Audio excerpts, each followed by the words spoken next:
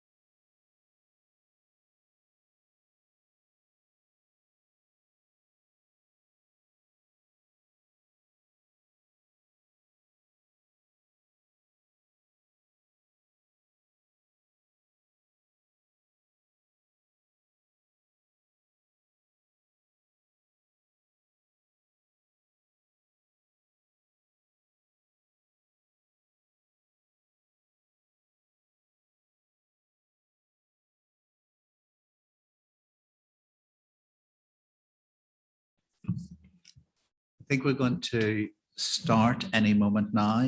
Keith is, oh, we're already live.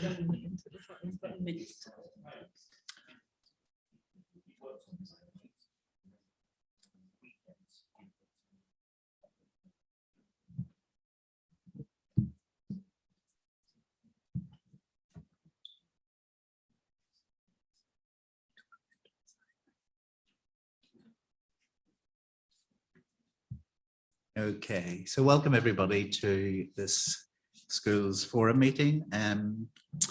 To start with, apologies for absence. Cornelia, do we have? Yes, we have apologies from Councillor Gurmit Mann, from Marion Budd, from Dr. Jeremy Hannay, from Roisin Walsh, and from Philip Portwood. Thanks, Cornelia. Just to state for the minutes, this is a hybrid meeting, so it's both in person and remote, and we have a number of colleagues who are joining us remotely. If I could just remind colleagues to either raise their hand in person if they want to ask a question, or raise their hand remotely, and we'll keep watching the chat for any comments. Oh, sorry, just for the minutes, can I add that Dave Woods sent his apologies through? Dave Woods sent his apologies. Yeah.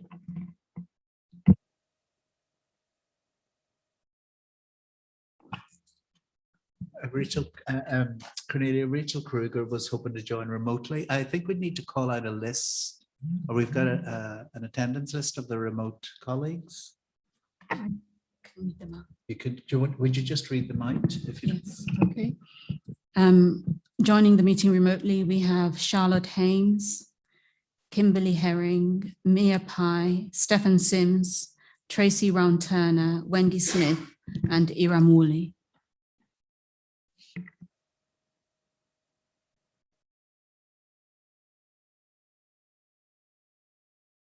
You can decide to, if Rachel doesn't appear, we can decide whether to accept her absence as an apology or not.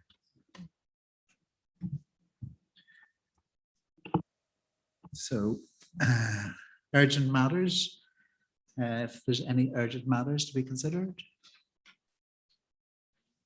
No.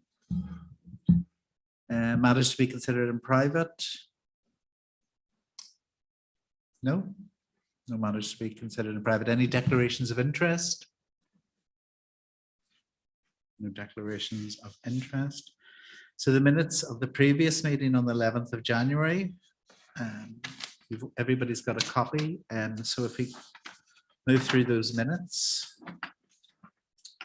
Page, first page of the minutes, which is page 6 of the pack, page 6 of 78. Anything that needs to be picked up? Page 7 of the minutes.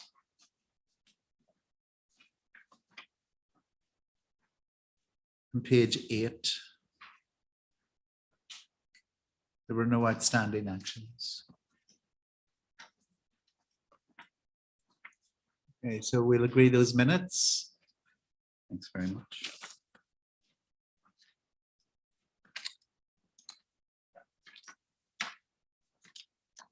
Okay, item number 6, which is membership. So to note the current membership of Ealing Schools Forum.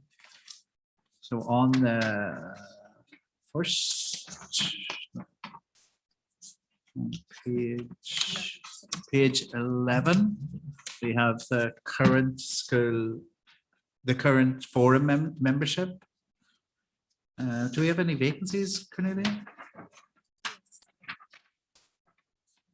Yes, there is a vacancy for the representative of non-maintained SEN providers. There's one position vacant for that one. Oh, yes, sorry, and VA and Faith Ethos. And do we need to recruit to those, and what would be the mechanism to recruit for those? They can be advertised on gatekeeping, and it has been advertised in the past, but nobody really came forward. A representative of a maintained SEM provider wouldn't have access to gatekeeping? Non-maintained? Yeah, we can take that away and have a think about how we might advertise that to that group of providers. And we'll report back at the next forum meeting. Okay. And the same for VA and Faith? VA and Faith will be on gatekeeping, so we can advertise. VA and Faith Ethos Academies and free school providers will be on gatekeeping, so we'll advertise that on gatekeeping, and the non-maintained SEN providers will take that away for consideration about how we'll approach that provider group, so they can express an interest in a position on forum.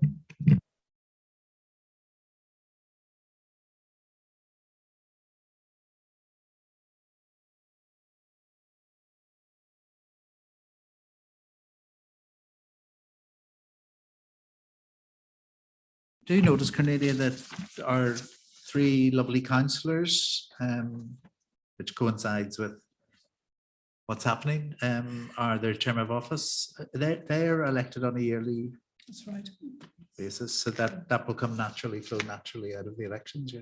Yes, Okay. you will be informed if there's any change. And I believe one of the councillors is retiring. Yes, so Cornelia has alerted us to the fact that one of our councillors will not be stepping forward at the next election. That's Councillor David Milligan. So I just want to take this opportunity to record our really grateful thanks to David for all his work in the forum and across the school sector. It's been a tremendous support to Ealing Schools, very well respected in the community, and thank you for all your service. Thank you very much.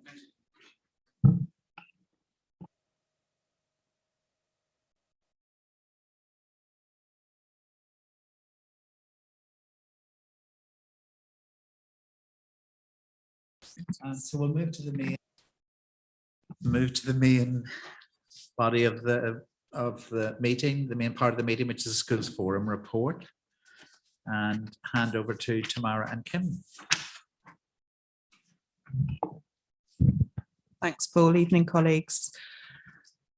So the main purpose of the April Schools Forum report is for Forum to take a decision to adopt the Scheme for Financing Schools 22-23. And the remaining items on the agenda are updates to Forum and information to note around SEN and high needs and SEN sufficiency, mainstream sufficiency and sustainability, and an update on the schools improvement consultation for 23-24, as well as the national funding formula consultation. Thanks, Kim. So item 1, Kim will take us through, and that's the scheme for finance in schools, which you will see we've attached as Appendix 1. Good evening, colleagues. So the recommendation around the scheme for finance in schools is that Forum agree to the revised scheme coming into effect from as at 1st of April 2022. So as Tamara said, the scheme's attached as Appendix 1 to the report. It's substantially the same as the scheme that was approved for 21-22. So there were no DfE directed revisions in the updated guidance. And there were just a couple of key updates that have been incorporated into the scheme. So we're on page 15 of the report, and those are set out there. So one of those was just around borrowing for schools and the removal of the reference to the SALIC scheme, which is now closed. And there was an update to the section 6.9 on licence deficits, which was basically just some clarification around cash advances. That they have no effect on the budget and outturn statement. So there was just some clarification in there, and the other changes were sort of minor changes around dates to bring the scheme up to date. The updated scheme maintains the balance control mechanism for excess surplus balances, so it maintains the same mechanism as the 21-22 scheme. And just to remind colleagues that they're following the confirmation of maintained school balances, we'll come back to Forum in June for a decision about implementing that mechanism. But the decision for today is just the decision around adopting the scheme. So any comments or questions with regards to the finance scheme? Thanks for that summary, Kim. I think we'll take that we agree the scheme. Yes? Okay, agreed. Nothing in chat, no.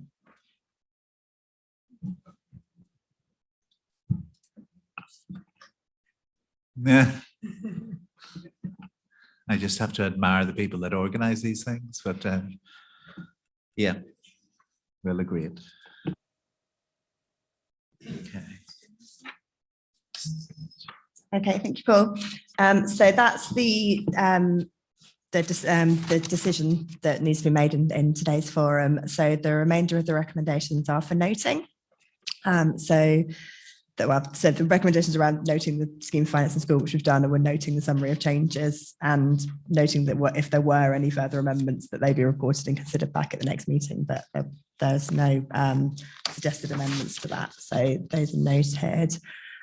So the next item is around the national funding formula consultation, and to note the government's response to the national funding formula consultation, which was published in March, I think it was, or middle of March.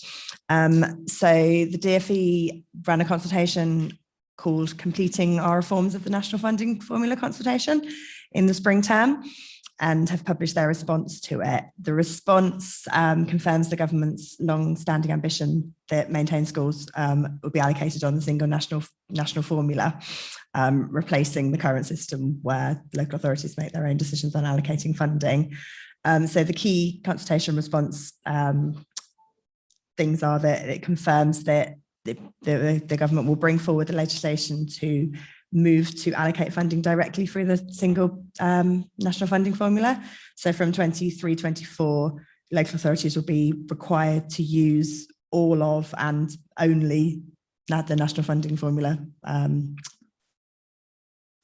things in their formula, factors in their formula.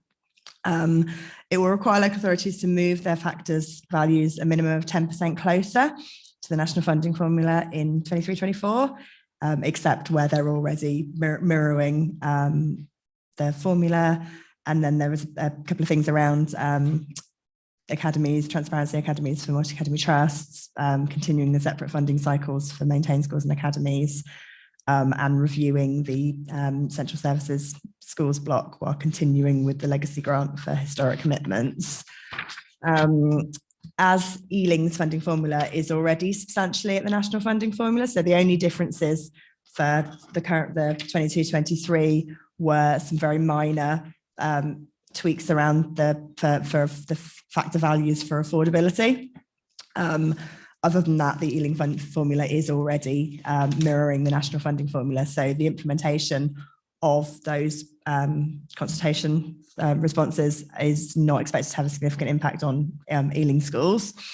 The bit that might have more of an impact, the DfE are going to come back over the next year, it says term there, but I think they've actually said over the next year, for further consultation on the direct national funding formula. So the things that they're going to come back on are around the approach to growing schools, so the growth fund, to falling roles, and also the premises funding elements of the national funding formula, so the bits around split sites and PFI funding. And with some of those areas, it's around the degree of local flexibility that will be allowed going forward in the national funding formula. So that we'll come back with an update on that once that consultation has been published and the results have been published. So the recommendations. Do we have any early view of whether any of those latter factors are likely to have a major influence on current position? Because there are clearly some of those things are things we've touched on as future factors for us as a group of schools. Yeah, so I'll let and authorities. So in the past, the changes to the growing schools and growth fund for schools that we've asked to expand or have bulge classes has resulted in substantial changes to the amount of funding to the local authority. So I think there's a risk associated to national changes to the growing schools and falling schools funding factors. In Ealing, there's quite substantial growth through the high school sector and continued growth as you move through each year group, and quite a lot of our growth funding goes on that element. It's not quite the same as broader basic need, and so there's a risk associated with that. So we'll make sure that we're clearly responding to the consultation at the time that comes out. Yeah, in Ealing, we don't have a falling roles fund, and that's been the position of schools in response to consultations for a number of years, and we'll consult on that again this year. In terms of premises funding, they've already moved away from local rates, so there's a nationalisation of the rates approach. The schools that may be affected may be PFI schools, and we'll need to understand what their intentions are around that going forward.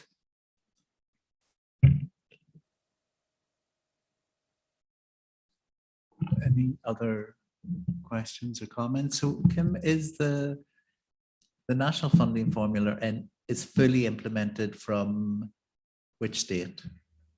They still have not said. So they still have not given a date when it's fully implemented from. Effectively, what they're saying is that the approach to transitioning to they're not calling it a hard formula anymore, but the sort of full national funding formula will depend on the impact from these changes in the first year.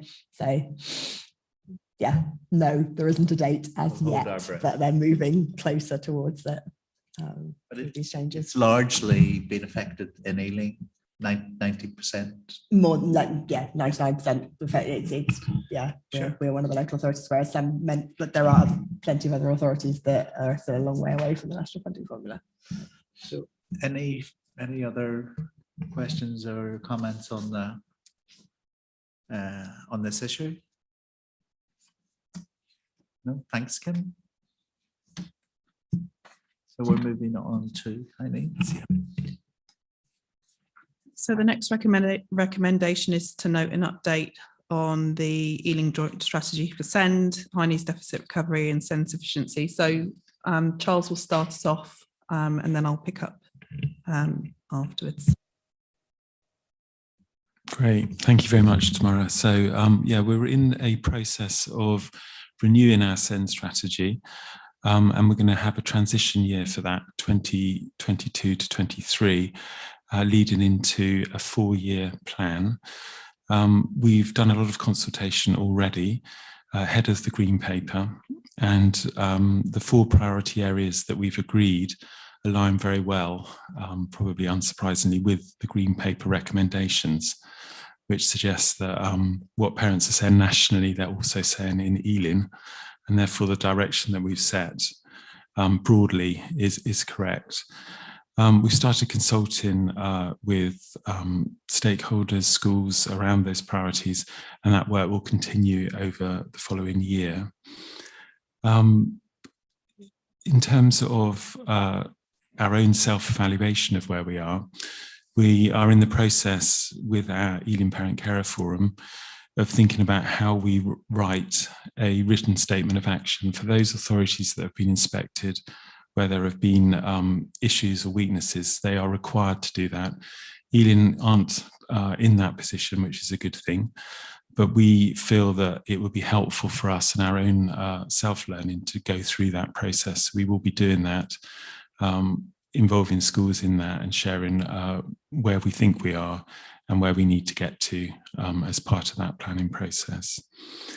We had a SEND exec group, which is our board, where all this work is pulled together within the multi-agency partnership. And we've got good representation, but there is a gap for a high school representative. So if we can put that in the minutes, Cornelia, anyone out there who is passionate about children with additional needs making a difference, it'd be great to have you in that group. In terms of the national issues, some of them are systemic, and that's why we see the same issues played out in Ealing as has been fed back nationally. Generally, parents, as part of the national consultation, feel that their children are having poorer outcomes than the aspiration. And we see that in some of the data. In Ealing, actually, we do quite well in terms of attainment. It's a real strength in Ealing. So in terms of the school's work, it's worth noting that and congratulating our schools colleagues in that. The other area which we get more locally, and it chimes with the national feedback, is that parents and young people find it very difficult to navigate the system and to get to the right service in a timely way at the right time and the service that they need. And we have issues in Ealing just as they do nationally, and we will be working on that in terms of our local offer in the next 4 years. The other area is value for money. Tomorrow we'll talk you through the value for money section in a bit. It is worth noting that some authorities are in significant financial difficulties around implementation of the SEND reform, but we aren't, thankfully, in that position.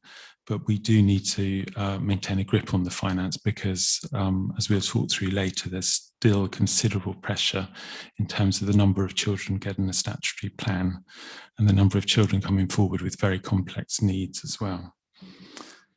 So I'm happy to leave it there or answer any questions. There's a lot more to come on this, but that was just the intro into it. Does anybody want to pick anything up that Charles has said? I think Tamara's going to move on to the more sort of meaty bit about numbers and money and funding, but anything with regard to asking Charles about the SEND strategy? Okay. Thanks, Paul. Thanks, Charles.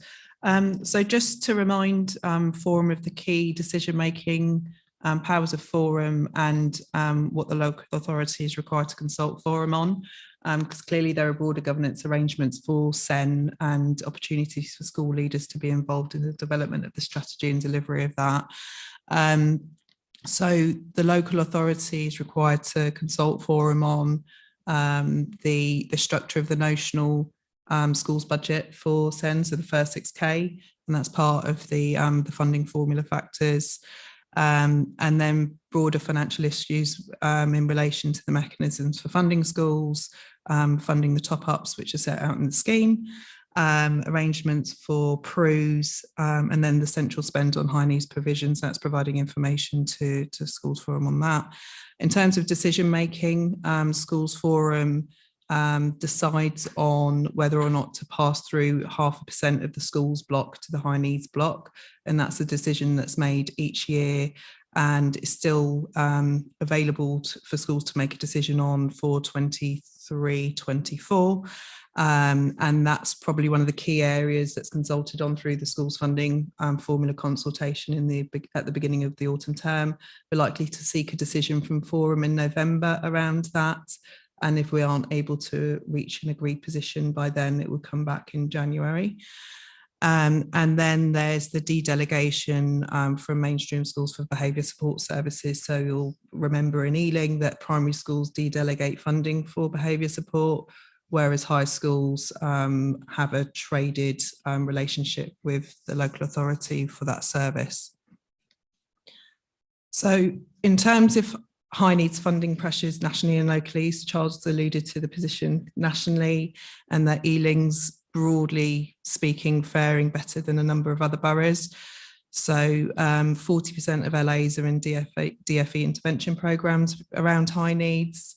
There are another 55 local authorities with smaller deficits that are being targeted by the DFE. We're in contact with the ESFA. We're having a visit from them in 2 weeks to have a discussion about what's working well at Ealing in terms of managing value for money, areas of good practice which they might want to share with other boroughs, but equally areas that we're finding increasingly challenging, and where we can network and engage in some of those activities and work with schools to deliver increased value for money. So as I've mentioned, School Forum has a decision to make around the 0.5% transfer, and that's something schools have been broadly supportive of in recent years, and that's helped to manage high needs pressures. Nationally, there's been additional funding that's gone in, both revenue and capital, and the local authorities also committed on an ongoing basis quite a substantial amount of budgets, the 4.6 million, to shore up its SEND services. In terms of the deficit recovery plan, so every borough who is in deficit in high needs or across the DSG has to have a deficit recovery plan. Ealing isn't in the position where we have across the board deficits. So across the early years, high needs, schools block and central school services block, the budget's broadly balanced, but there's a pressure on high needs. And schools will remember that at the summer meeting of Forum, there's a conversation about use of reserves, how to manage those pressures and high needs, and that's likely to come up again in the July meeting of Forum. The deficit recovery plan and programme has been linked to creation of provision in Ealing, so you guys will be aware of expanded special schools, new ARPs, as well as commissioning negotiations with a wide range of providers and opening up pathways with providers such as FE, colleges, etc. So to date, over the last 3 years, have been delivered around £6 million worth of cost avoidance savings, as well as cashable savings as a result of that activity, which has in large part resulted in a broadly balanced budget across the DSG. Should we just check, does anybody want to ask anything at this stage? Because a lot to take in, this information on SEN. Pound terms, the 0.5% transfer is, I don't think it's mentioned in the report. It's about 1.3 million now. Yeah, about 1.3 million. Go on. Can I just check tomorrow as well? In the Green Paper, there seemed to be an implication that alternative provisions would be commissioned to provide outreach services to schools across a local authority. Has that been thought about in terms of where that funding would come from and any implications there are for that?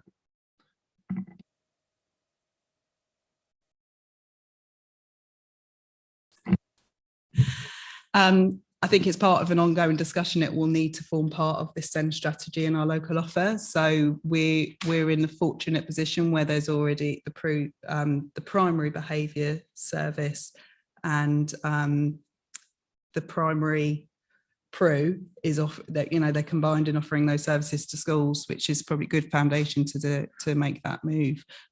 So I don't have an answer for you now, but it's going to be part of a conversation we'll need to have over the next year or so. I think we have a good model in lots of ways to sort of meet the challenges of that Green Paper. So I think we're in a positive position. And it's really a funding implication that I was wondering about. So thank you. If there are going to be any changes to the notional 6,000 that schools have to put in is that going to be taken to schools in terms of consultation and an explanation? I understand that we need to make those decisions, but we need schools to understand the whys. Yeah, so just to explain that, so the schools block of funding has a range of formula factors, and local authorities are required to apply notional proportions to each of those formula factors. So the first 6K won't change because that's the national position in terms of the amount of investment school put in before a top-up's required. So that's unlikely to change. If there is a conversation around changing the rough proportions, in reality, that's not going to change the funding available to any school. It's more about, in principle, is it right that, say, 100% of the deprivation factor is leaning towards SEN? Is that the right proportion to apply? So on the ground in school, it makes very little difference. And there is the green paper does set out a intention that they may move towards a national notional SEN formula going forward. So it might be something that's sort of decided on a national basis, those proportions, rather than a local basis going forward. Just in terms of Ealing's position with regards to deficit or deficit recovery, do we expect to continue on this path given the demand that, you know, basically what will happen, that we won't fall into deficit or significant deficit because of the way it's being managed going forward? Is that the anticipated sort of viewpoint? So like any deficit recovery plan, so schools that have been in financial difficulty will know, our recovery plan brings us back into balance. There are a range of factors that are likely to impact on that, such as the government settlement for high needs. So there have been quite substantial increases to the revenue funding in recent years. That's expected to continue to increase, but not at such a stepped increase year on year. So kind of a flattening of that. The amount of capital investment from central government to enable us to create value for money maintained academy and free school provision. And also the fact that the prevalence of SEN and complexity of SEN is continuing to increase in spite of a tailing off in demand, particularly at primary. So the plan balances at the moment, but it's going to require a mammoth effort and a lot of investment around early intervention, outreach and other aspects to enable schools to manage that level of need going forward. Yeah, I mean, I think one of the interesting issues that is coming out of the green paper, and it's hard not to be somewhat cynical about it, is that this presumption that substantial intervention in early help will somehow reduce the number of plans. There's a variety of views on that. I think it's wishful thinking in many ways, but it does affect demand.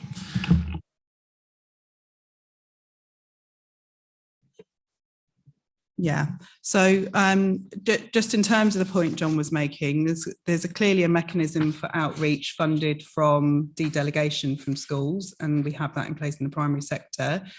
The central high needs block or the high needs block allocation is largely passed through to schools, and it funds top up, but you can also fund elements of SEND support and outreach from that, and there are elements of outreach that are funded from that central budget. I'd imagine the expectation is that we need to contain all of that spend within our high needs block allocation. So if there's more of a move towards outreach, it will need to be considered on an investor save basis, essentially, and making sure that we're clearly understanding the impact and the level of investment and the outcomes we're expecting to achieve from that. Okay, so just in terms of capital funding, we've set out the current 23 million budgets that's agreed for our pipeline schemes. Some of that's funding that's already secured and anticipated funding that was going to be coming in the next few years. that's now been confirmed in terms of the 22 and 23 allocations, and they're slightly more than we're expecting, which is helpful and gives us a bit more flexibility in terms of making use of some of our surplus accommodation and making sure we're creating provision where it's required. Revenue funding, as I've alluded to, there was a 5% increase. There's an assumption of a 5% increase in 23-24 and then 3% beyond that, but we'll need to wait and see what the funding settlements are year on year. And in terms of levels of demand for SEN, in the past year, we've seen an increase of 6%. And particularly in primary school, that's increased by, is that 5%, Yes, Kim? that's 5%. Even though the broader mainstream populations decreased substantially. So the prevalence within primaries has increased. Secondaries increased as well, and quite a lot of that's linked to the bulge of primaries. So the broader population increases moving through into the secondary phase. So is that, sorry. Got any they want to ask or comment on so far?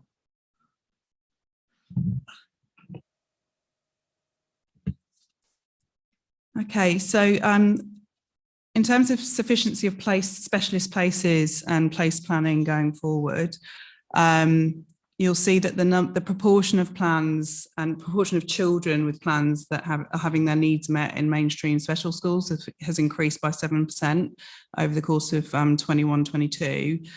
And the number of children whose needs are met in ARPS or units has increased by 8%. And that's so proportionately across the board, that means more children are being educated in specialist provision. So while there is a pressure on mainstream and the complexity in mainstream, additional places have come online in the specialist sector to meet the broader increases in demand. You'll see that the number of places in specialist provision over the last 4 years and then to 23-24 has increased substantially from 823 up to 951. Each of the special schools has had an expansion programme, and a small number of schools are increasing their capacity over the next couple of years. We have quite comprehensive provision in nursery, in the nursery sector, far more than a lot of our neighbouring boroughs.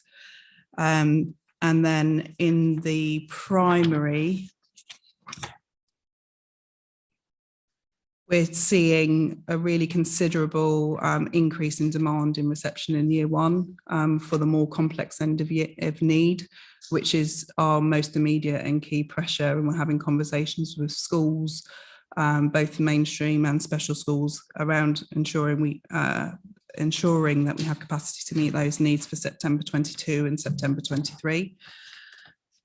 For secondary and post-16, each of our special schools have expanded, as I've mentioned. There is pressure on secondary to post-16 and post-19 provision, particularly at our most complex end of need.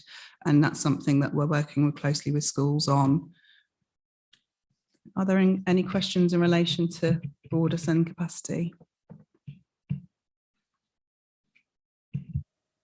As though we've perhaps got more than some areas of London and elsewhere. But I think the underlying message is it doesn't sound like it's going to be enough. I know you've mentioned that there are ongoing plans. Can you, I think it was a point that was picked up earlier about what sort of timescale would we expect to be able to have more clarity on linking, you know, premises and skills and other resources, bring it all together in the right mix that will deliver what the pupils, students need going forward over the next year, 2 years, 3 years? Do we know?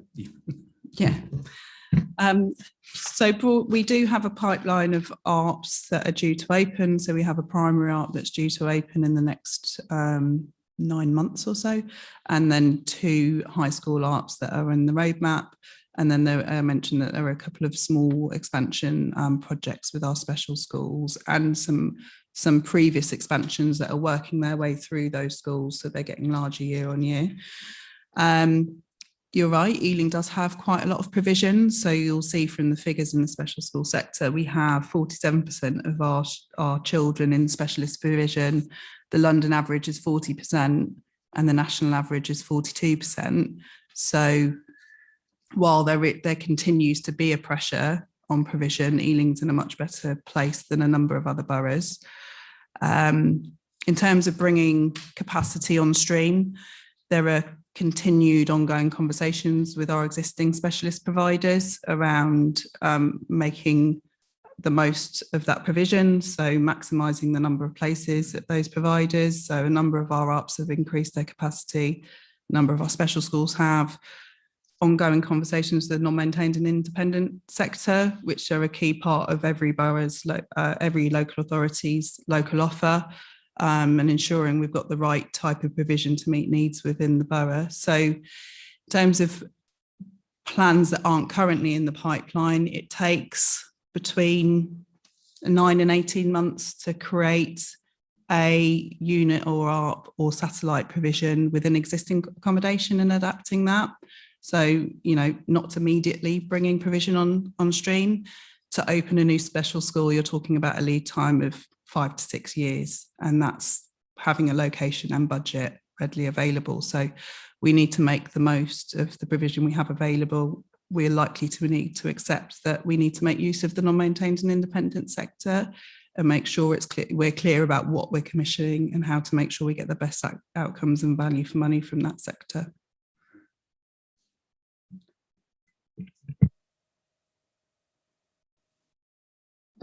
Could I just pick up on a point I actually made earlier about the surplus provision in particularly primary schools and whether that could be used in some way for special needs provision? Could you just elaborate there? Because that fits in with what you just was saying. The physical building is there. Appreciate there's a lot of planning to be done. I understand these things aren't straightforward, but could you just elaborate on that for us, please, tomorrow? Yeah, so it's absolutely part of our planning to consider all of those options. We currently have a satellite of a special school in surplus mainstream accommodation, and we're having conversations with a number of other schools, both mainstream and special, around opportunities for creating new ARPs units or satellite provision in those schools. So that's likely to, that and conversations with the non-maintained and independent sector are likely to be the quickest way of getting provision on stream. So yes, we need to make best use of any surplus accommodation we have, because of the lead times for building and developing our own provision, and also the cost of that. So currently the grant that we've been allocated is not sufficient to build a new school.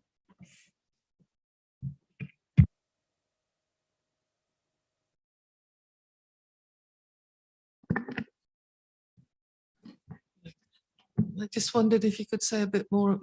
You mentioned that developing ARPs with schools. Can you say a bit more about that? I mean, what schools are involved perhaps, or how far you've got with that? Yeah, so Fielding ARPs in the process of being built at the moment, and that will create a 27-place ARP in primary in Ealing. We have had a Havelock ARP open in the autumn of 21. Northolt High School rebuild includes an ARP, so part of that consultation included a specialist ARP. And we have another secondary ARP in the pipeline that we need to find a home for, essentially, and we're having conversations with the high schools about that. In terms of provision that's not currently formally within the pipeline, we are seeking to have discussions with individual schools and groups of schools over the course of the summer and autumn terms to firm up plans and better understand the support required from the local authority to enable schools to put that provision in place. Because there's not only a lot of planning from the local authority side in terms of capital scheme and procurement and delivery, from a school's perspective, setting up new provision, recruitment, developing that kind of framework and infrastructure to deliver that has a lead time as well. Not to give you any more work than you need, but would there be, certainly just from the schools, sector point of view, would there be any possibility of, say, via the quadrants, to update the quadrants on this direction of travel? And because I think while we have some sense of what's going on, it would be good if the wider school sector had. Yeah, absolutely. So there is a heads briefing on the 18th of May, and there's quite a substantial slot for SEN at that meeting. And we'll be making contact with each of the quadrant leads to have conversations about SEN sufficiency, as well as mainstream sufficiency over the course of the summer and autumn terms. Okay. So moving on, there are brief updates on a number of areas of kind of developments and support to school. So the LA is working with special schools at the moment to develop descriptors of need and level and guidance to support admissions. And the aim of that work is to ensure there's greater kind of transparency and clarity between the local authority, schools, families, and broader stakeholders around the types of needs, appropriate placements, to ensure that we have the right children being referred to schools, and we're equally developing the right type of provision to meet gaps in provision and where demand outstrips supply. So that's ongoing. The hope is that that work progresses to additionally resource provision and units, and then ultimately to mainstream. So there's a broad understanding of all of the levels and descriptors of need in the borough. I've mentioned non-maintained and independent provision already, and so we're broadly in line with London boroughs in terms of the proportion of children in non-maintained and independent provision.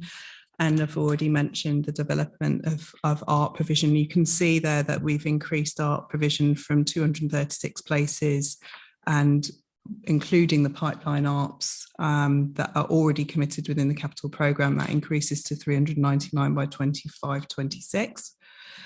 And then future development we've touched on already through the questions from colleagues in terms of areas that we're exploring to increase capacity and support to mainstream schools to meet those needs, as there will always be an element of complex needs in mainstream. A feature in Ealing is that we have quite a high number of EHCPs with very high funding attached to them in mainstream schools. We're undertaking a piece of work to really get a better understanding of the drivers behind that. So we have 404 pupils that are funded at a similar level as you'd expect in specialist provision. And what's been interesting through that piece of work is that the key driver for that has been parental preference. So 86% of cases, it's been the parental preference for mainstream school. And in 28% of those cases, it was the LA's recommendation for mainstream. So there's a gap between the LA recommending specialist provision, parents wanting mainstream provision, and then funding that at that level in mainstream schools. So the next step in that piece of work is to make contact with schools which have a high prevalence of either a combination of very complex children and or high funding levels, to understand what the drivers are behind that, what support schools need to continue to be able to meet those needs, and to ensure that we're delivering value for money and outcomes for those young people. Are there any questions in respect of that? Jamie? Yeah, just one question on that. So a lot of this stuff you're comparing to other boroughs. Have you compared those statistics to other boroughs?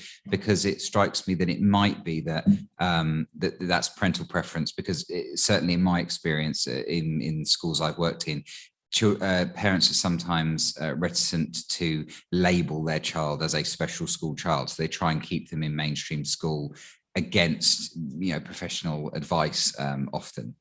And I'm wondering whether that 80 odd versus 20 odd % is replicated in other boroughs, or whether that's a very peculiar Ealing thing, in which case, if it's a peculiar Ealing thing, it's good to talk to those schools. But actually, if it happens in other boroughs, that then it might just be a human behavioural thing rather than an Ealing specific thing.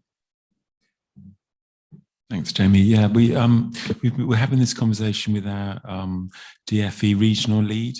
It's definitely a feature in other boroughs. I've shared the data across with her, and I'm waiting for her to come back, basically.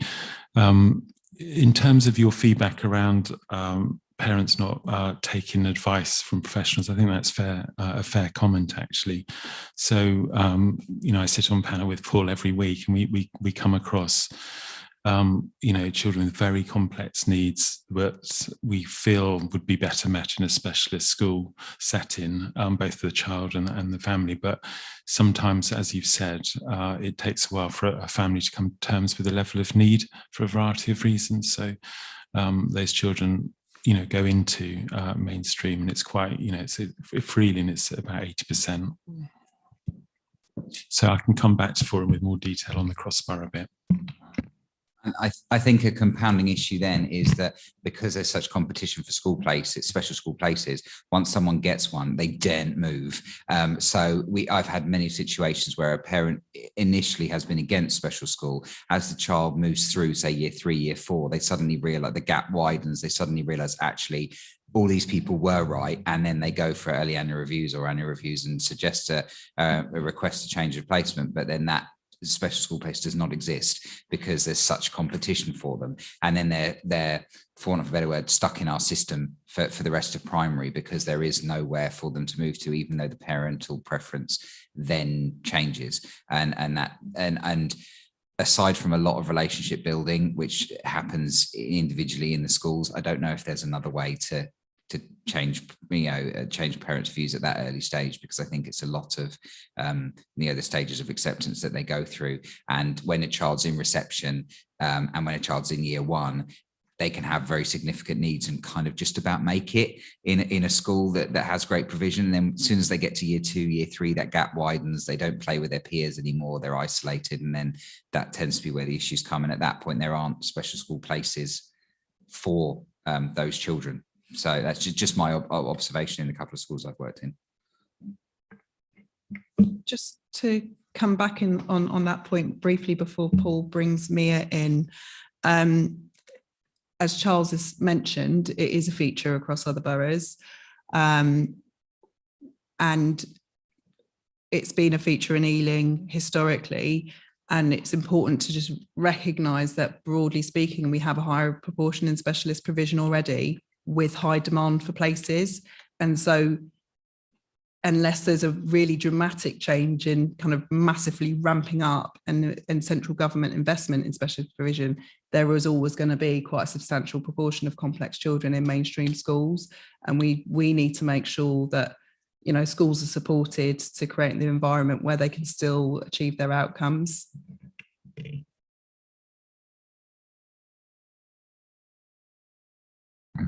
I mean, I'm quite surprised in a way, because I have a son who has been through the specialist provision all the way from being 3 or 4, and he's 20 now.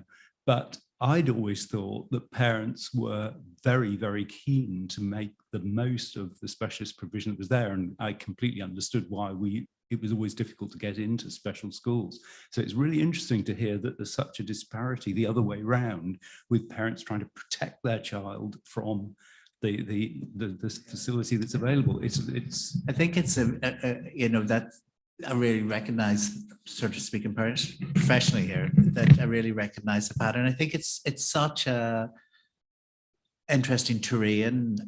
Some parents just believe strongly that mainstream is and that's perfect entitlement. That's their view, their considered view. But it's trying to get that balance, to be sensitive to parents as the demand, particularly with complex children, as Jamie identified, as you move up into the curriculum, the gap widening. There can be a realization that there's a missed opportunity.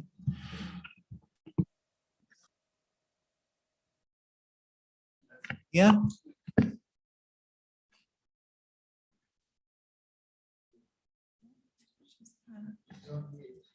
Mia, you're on mute if you're speaking. Do you want to come in? Sorry, I didn't hear you call me in. Apologies. Can you hear me now? Yes. Yes. Loud and clear. Hi.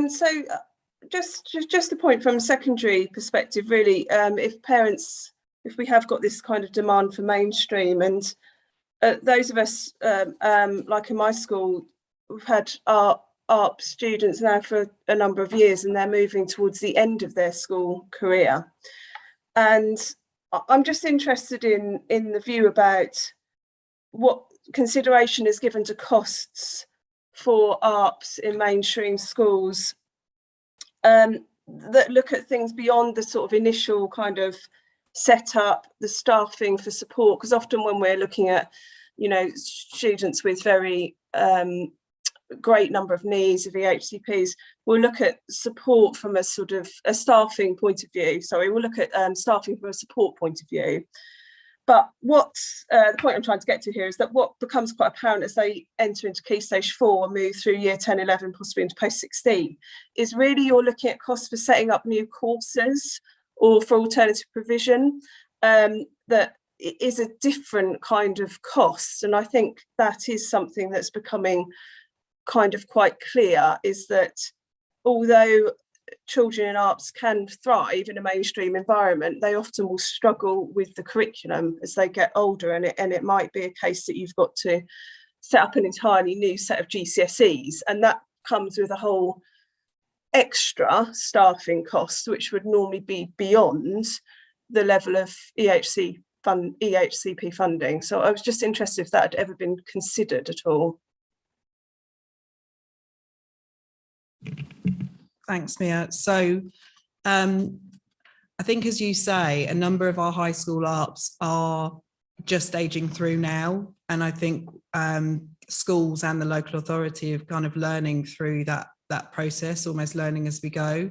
You'll notice that on page 21, it references an ARP stock take. And a couple of years ago, pre-COVID, there was an ARP review to better understand the types of needs that would be met in ARPs, how that correlated to the original vision of ARPs, the level of integration that was being seen, the type of delivery model that schools were kind of implementing.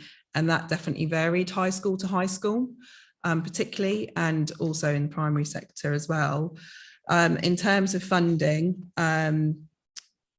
the descriptor work that I mentioned earlier on, and really having a transparent approach to understanding the needs of individual students, as well as the guidance to support admissions, which historically might have been called the entry and exit criteria, but is not criteria now, will help inform some of that funding, any review of funding that might be required. So where there's a clear disparity between the types of needs and types of admissions we're making and the level of funding, it will be easier to identify that. And I think it's part of the ongoing commissioning conversations that we have with schools. If there's a particular issue and pressure, it's important that schools flag that early on so there can be a proper discussion between the local authority and its schools. There's no benefit to the local authority of schools being put under immense pressure and not being able to deliver high quality provision, but equally we need to be equitable with funding across schools where they're meeting similar types of needs. And so the work really kind of coincides to hopefully create the environment where that can happen.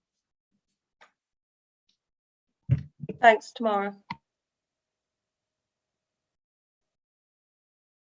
Okay, and so I think we're on now to, Charles is just going to give us a bit of an update on the Conf project and some other areas of support to schools.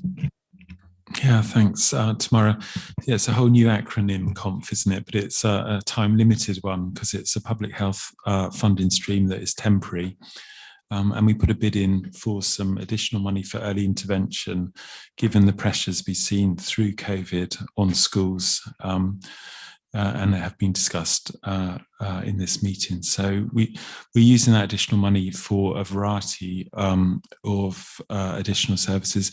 We've seen a real rise in the number of young children, nursery age and reception age, coming into the system with very significant needs. And we're going to reinstate a portage service. We've successfully recruited a coordinator who is very experienced and we're delighted to have, and a number of volunteers who are trained too. And they will be working with very young children with diagnosis, usually at birth, with significant needs, to support them on their journey and to support their development as much as they can. We've also been successful with 2 specialist teachers, again, which are really strong appointments, and they will be providing specialist advice and support out to schools and going in where there are children arriving either in year or young children arriving in nursery reception to support putting in early intervention strategies alongside the school. We've commissioned our special schools, we've commissioned Spring Hallow to do some additional work around outreach. We have a consultation line that we're running for schools, and we've got some small grants as well. So that's how we're using that one-off funding. We're hoping to continue that work going forward, but it's a kind of opportunity to pilot it and see the impact of it and see whether it's making a real difference. So that's the Conf funding. In terms of the SEND training offer, we are looking at developing a more coordinated and integrated training programme around SEND. And we're focusing on a number of themes within that. We've had a conference called Include Me, and that's launched our participation strategy and how we involve families, young people in decisions in their lives is going to be a key theme for us going forward over the next 4 years. It's in the Green Paper, unsurprisingly, and it's something that's really gathering momentum in Ealing. So there's going to be a number of activities around that and pulling that work together. We're going to be looking at quality assurance standards for schools. So, you know, as we've discussed today, there is increasing need out there. So one of the feedbacks we get from families is that they get an inconsistent welcome in some of our provision. So we're going to look at how we can improve that and accredit it and share good practice across. And in terms of that wider early intervention offer, we've also got additional posts in the link to the SEND and Inclusion team, which sits under Judith Chambers-Thomas, Principal Educational Psychologist. And so there's a kind of integration of that offer with the wider SEND work. So I'm happy to take any questions around that bid funding, if there are any. Thanks, George. Just want to say a very powerful conference, that Include Me conference, one of the most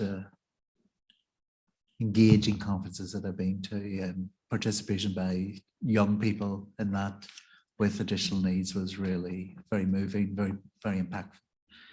You want to ask Charles anything about that section? Thank you, Paul. And it was nice to hear from young people. Some of them have been to our special schools and were so confident and so powerful in their voice. So we'll be continuing that work going forward. The next section for me is around social, emotional, mental health review. The biggest rise in Ealing, unsurprisingly, with COVID has been SEMH. And part of the complexity is the overlay of children with additional needs with social, emotional needs coming together, and meeting those needs has been really challenging over the last year. So we've had a look at provision across Ealing. It's been shared with schools. It's a very detailed report, I think about 70 pages, but there's a summary report that's also been shared. And again, we did this work before the Green Paper, but it fits incredibly well. So we're looking at alternative provision. We're working with Roddy and her team around a multi-agency approach. We're looking at the specification we have to see whether it's fit for purpose and it's meeting the need. And we're in that dialogue, and that's a recommendation that's also come out of the Green Paper, which highlighted that in some areas, alternative provision could be better and more coordinated. We're also working with John and the Ealing Primary Centre again around the specification, making sure that we've got clarity and we commission that service to meet the needs, especially following the pandemic and all the pressures that are coming in from that. Tamara's mentioned the graduated approach, and we are looking at how we can get that conversation going with our schools to get a consistent model where there is a shared expectation as much as we can, so that we reduce exclusions and we improve inclusion and consistency of offer for children with SEMH needs. I think it's fair to say we're seeing a bit of a rise in activity around exclusion. I don't know if you want to say more. Number of children more at risk of exclusion linked to SEMH we're seeing, so that's certainly an area that we need to keep an eye on.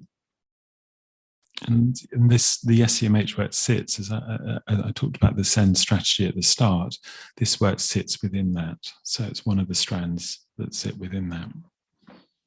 And again, happy to take questions. Thanks, Charles. Anybody want to ask any questions in relation to Charles' section? No, thanks. Final bit from Tamara for 45 seconds. Kim? So attached to the report as Appendix 3 is a document where we're pulling together the national guidance and local guidance to support schools in decision making around the capacity for their school, clarifying the role of the local authority, schools and academies in respect of decisions around increasing a school's capacity, reducing it, creation of new provision or closing provision.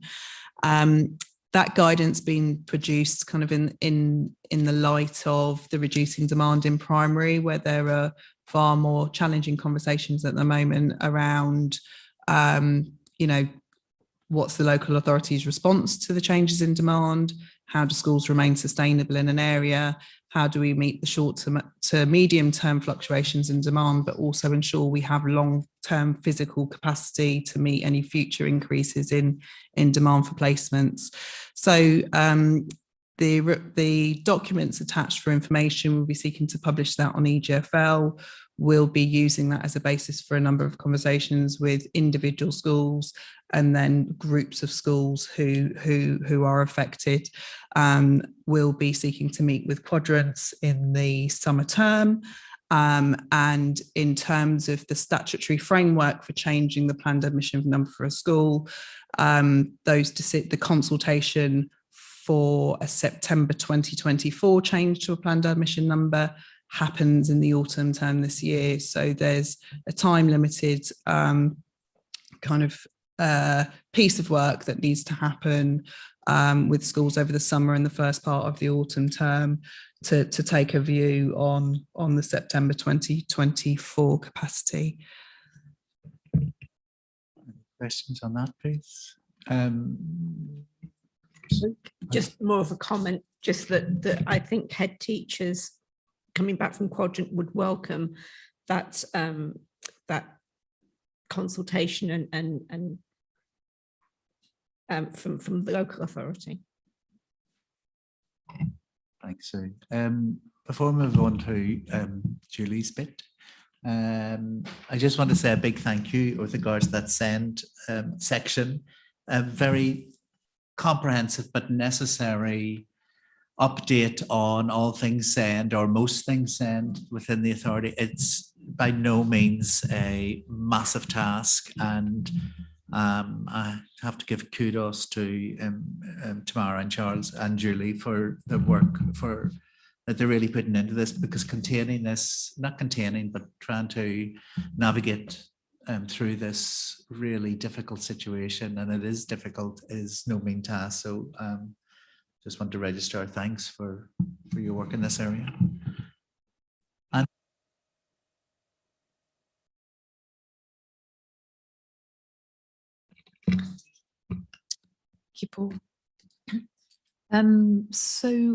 Just putting this into context then with the white paper published at the end of March, Opportunity for All. So that sets out a set of proposed reforms for the education system across ensuring kind of teacher quality, high standards of the curriculum, behaviour, attendance, targeted support alongside the levelling up agenda. And then perhaps, most significantly, a vision for an all trust system that places oversight of school effectiveness directly with trusts by 2030. So within the paper and in the last section of the paper, it allows for local authorities to set up and establish multi-academy trusts. But the detail of that has not yet been published. And there's quite a significant gap between the current reality, where approximately 65% of all schools across England are maintained by the local authority, and that vision. So in a meeting with the Regional Schools Commissioner just before Easter, she was at pains to talk about slow and careful planning, about test and trial approaches, and the DfE certainly not expecting, one big swoosh or rush towards an all trust system straight away. So within that context, we will obviously be talking with schools and with governing bodies about a slow and careful approach, and thinking about how to preserve the best of what is within Ealing, and also the relationships between schools and the council, because within the white paper there is also a number of duties around collaboration with the local authority, which are probably already very well supported here, and we want those to continue. So just getting back to the immediate arena of the school improvement grant. So at the January meeting, Schools Forum agreed to replace the budget shortfall created by the 50% reduction of the grant that the DfE introduced in 2022-2023. And the decision making now and the consultation is around the approach that Schools Forum agreed to take once the full grant is removed in 2023. So between January and now, we created a steering group comprising members of Schools Forum and also the partnership to think about what that money is currently used for. And we also conducted some extensive surveys in the primary phase of all schools that had received health checks, school effectiveness health checks, and also schools that had been involved in the Securing Good programme, which is the local authorities programme to support schools with one or more significant risks. So we had a really good response to that survey. 38 schools responded, and it was overwhelmingly positive about the quality of that work and the value that schools attach to it in supporting their own improvement journey. Certainly pre-pandemic, the trajectory of school improvement was looking very, very strong.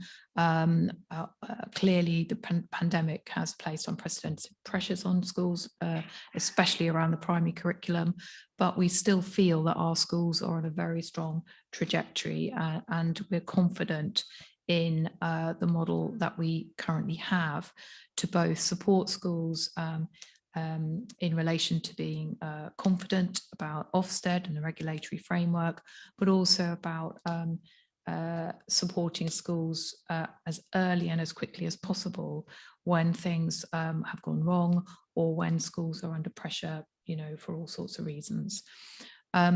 So about 12 to 14 primary schools take part in the Securing Good programme every year. Many of them now self-refer to the programme, which is fantastic. It's what we want. And it's through the use of that school improvement grant that we've been able to carry out that kind of work. But the grant also supports the local authorities' overall duty to look at standards, to look across the local authority at school to school variation, and particularly where groups of children and young people are not achieving as well as their peers or against the national standards. So it's a broader piece than just the work around supporting vulnerable schools. It's how the local authority understands the quality of education provision in the area. And to date, we've taken a very broad look, and we've also monitored quite closely our academies, and particularly our standalone academies, because it's important to the council that we understand that every child is getting the best possible deal. So coming back to the decision then, the full value of the grant, 315,000, decisions need to be made for how to make up that amount of money, or at least the vast proportion of it from 2023 onwards, to be able to support the local authority in its overarching quality assurance role. And, you know, whatever happens in terms of the white paper and planning towards that, it's very clear that the local authority's role will remain for some time, and therefore we need to make sure that we've got a really good balance in terms of work. We've run a few models past the steering group. We've tried to reduce the overall sort of burden of the grant by removing some of the money that was not directly linked to school improvement functions, to try and bring that cost down, which we've done. So now the decision for Schools Forum, and after further consultation with schools, is to think about a rate that is acceptable per pupil rate in meeting that funding gap, to enable us to continue with that important work. That's it. Thanks, Julie. That was the stop tour through the school improvement consultation. Any questions? Or David? Could I just ask Julie, I suppose officers really, what on this whole thing about local authority maps, and because there are all sorts of models, aren't there? And I know one of the primary schools recently was advertising for effectively to merge two schools. So you've got partnerships, you've got federations, you've got merged schools, you've got all sorts of options. And I just wondered what officers' view was on that. So this goes back to the paper that Tamara was referring to. It's in the appendix actually, to say that, I think the principle is that we will encourage schools to look at cost savings, and that can be done school to school through service level agreements. We've got a number of schools that share back office, services through those kind of localized agreements, and where it makes sense. There's a logic to governors exploring the benefits of working side by side with another school, perhaps setting up a joint committee, working as what we call a soft federation, particularly where the school has struggled to recruit strong leadership, to share leadership roles and functions. So, we're really open to creative planning around making sure that we've got the most sustainable and the best quality provision in the area. So we will always have discussions with governors, and particularly around where a head teacher is moving on, and we start the discussion about recruitment, and we always ask governors what options they've considered, and in some cases we've had more detailed follow-up discussions to really get governors to think about creative approaches to securing the quality of provision in the area. So I think the short answer is, and Tamara may want to come in, that we're open to creative proposals and propositions about schools working together. That's slightly different from a multi-academy trust that the government has in mind, because the detail in the white paper is the vision for multi-academy trust is to provide for over 7,500 children. So the government's vision for a multi-academy trust is very large. You're talking about at least 10 schools and beyond. So it's a very different vision from what's actually in place across the country right now, where you've got a whole host of standalone academies, very small trusts, and 65% of schools all being maintained by the local authority. So it's not entirely clear how we get from where we are now to that point. The points are actually in the school organisation appendix, aren't they? So, yeah. And I mean, is there real pressure to go? Although it feels at the wrong time to be probably thinking about expansion in the mainstream area, but it feels as though academies and free schools is the only way forward, really, because I think the 65% that you mentioned, Julie, is for maintained is probably not going to ever get bigger than that, is it? It's going to diminish over time, I imagine, particularly if there are amalgamations and so on, as a way of dealing with short-term pressures. I could be misconstrued. I think, there's a huge conundrum here, because the system is so fragmented, and once you become an academy, you can't go back and become a maintained school. So it's almost like there's no way back. So the only way to proceed as far as the department's concerned is to have a fully trust-led system under a single regulatory framework.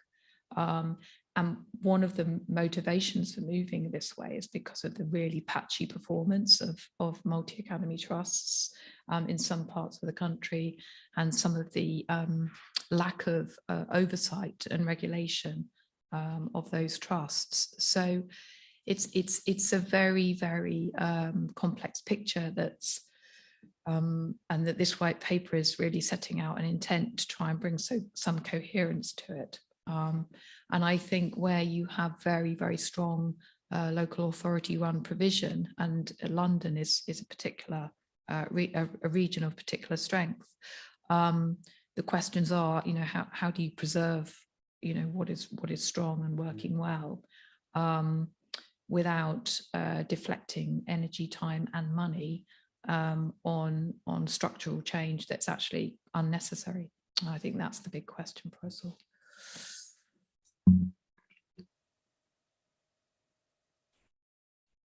Hi, Julie. Hi there. Just going back to the school improvement grant, and just to ask a couple of devil's advocate type questions, and apologies for it, but I want it for clarity more than anything. So I'm assuming that the statutory functions of local authorities will remain in place, at least till 2030, and maybe even beyond that. And what my question is, what would happen if schools decided we're just not paying any money? We're not going to pay any money into this. Where would the funding come from for the local authority to still be able to carry out its statutory functions? Because it seems to me that although I'm sure schools will want to work together to keep the best parts of ELP and keep the systems that work really well, and there's obviously percentages of research saying that, and the high percentage of people happy with what we currently do. But if we got to a situation where we just said, well, no, we're not paying for that, how do you envisage the service to continue? What would happen if schools weren't to pay?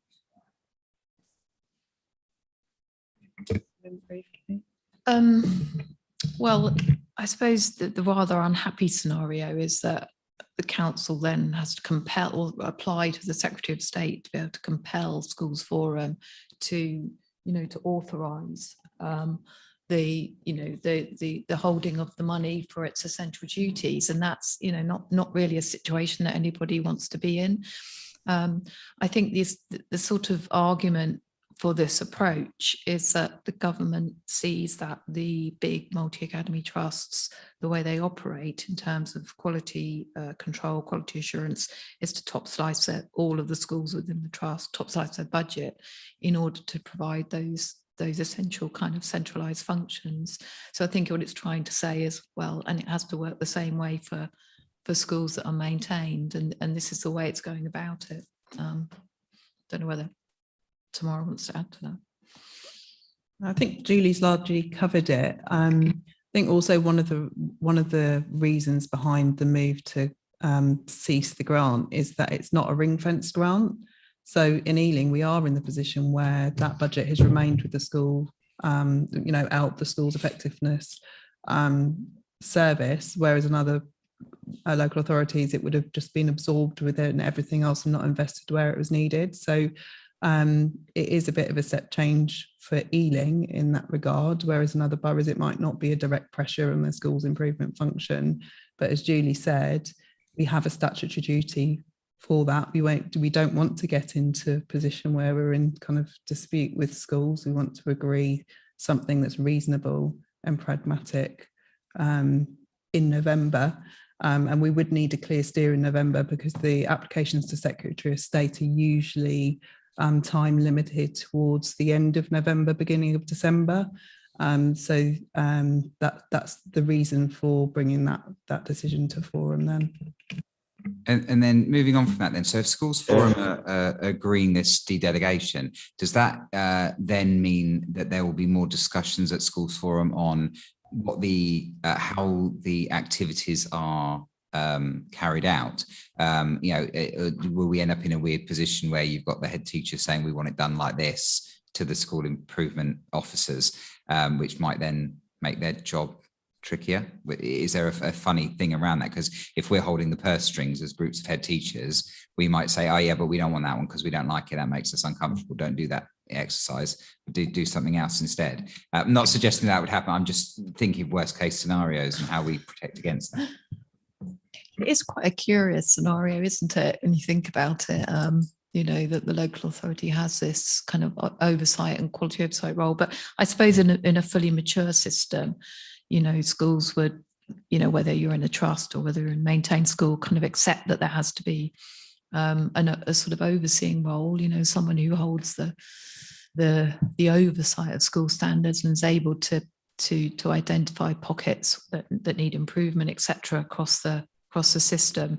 I think what we want to do, Jamie, is with heads on the 18th of May, we want to explore what the research tells us, the sort of 9 features of really strong systems, and of those 9 features, which ones fit with the core duties, and then which fit with additional duties. And I think, the truth is that in a really mature system, you want to invest your resources in your additional duties because, that's about your improving culture. That's about setting up peer-to-peer learning, really high quality collaborative structures at all levels within schools, so that schools are constantly engaged in organizational learning, with and across the partnership.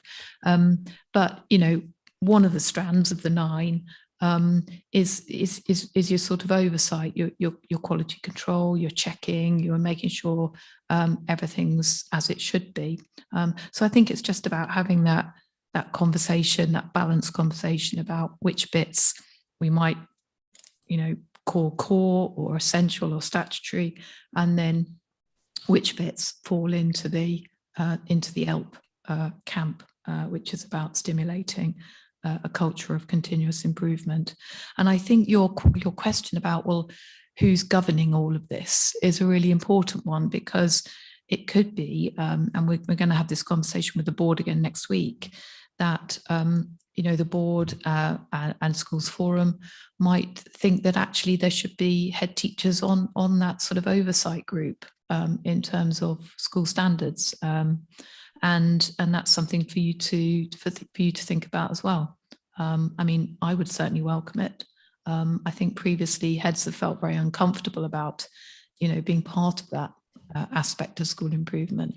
But, there's no reason why we couldn't have head teacher representatives on that oversight group as well.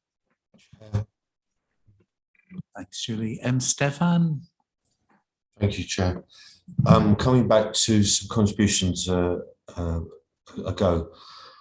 First of all, I'd like to point out that Nikki Morgan, who was once Education Secretary, also went down this path and failed. And we have looked at the white paper and believe it to be a shambles. And I don't think it's just us in the NEU that have looked at it in terms of the arguments and the evidence. So poor do we consider the white paper that we are reporting the government to the ONS for statistical misrepresentation. And the other point is that unlike Nikki Morgan's attempt to academise all the schools, which was supposed to be done very quickly, this is supposed to be done in 2030, which is after the election. Thank you. Thanks, Stefan. Okay, I think unless anybody's got any further comments, this is an ongoing discussion over the next period. Interesting times we live in with school improvement and SEN, all delicious stuff. So, tomorrow. Sorry, just a point of clarification. So a short while ago in our discussion, there was a comment about merging schools. So just to clarify, there was a consultation to merge Berrymead Infant and Junior School. And that has been through the consultation process, and we're in the process of implementing that. The more recent recruitment of an interim exec head across two schools is not a merger of the two schools. It's an interim leadership arrangement for that particular school whose head teacher is retired.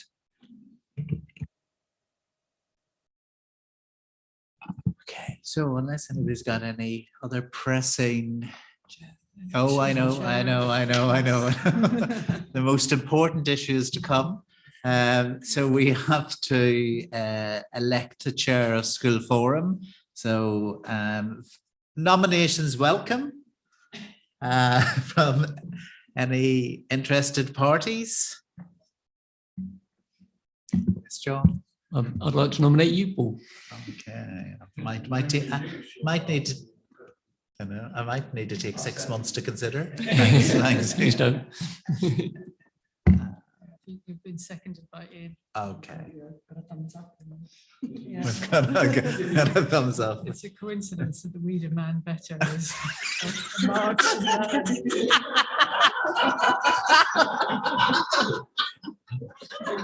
Cornelia, please don't minute that. Okay, so I gratefully accept. And we also need to nominate the deputies, and we propose the same. You would propose the deputies. I will propose Rachel Kruger and what's his name? Dr. Jeremy Hanna. Do we accept in their absence that they will be? Thank you, Jamie. So that's the business concluded. Thank you. That was a really important and interesting discussion, and thanks for all your contributions, and we will meet again in June. Thank you. Yeah, the date of the next meeting is Thursday, the 30th of June. Thank you. Can we have some heating next time, please? Thank you. Yeah. Well done, Paul.